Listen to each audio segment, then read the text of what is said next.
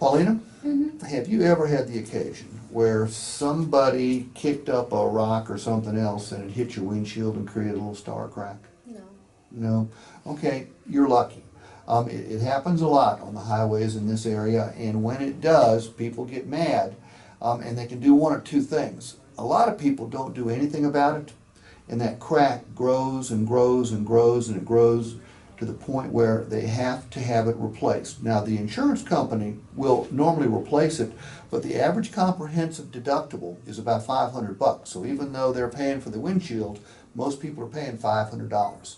With our Motor Trend certified vehicle, we're going to provide you windshield repair coverage for the next 6 months. So if that happens to you, just dial the 1-800 number and they'll send somebody out to fix your windshield for you. Cool? Cool. And that right there is the Motor Trend certified program. How difficult is it?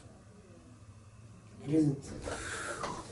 We'll find out in a second how difficult it is.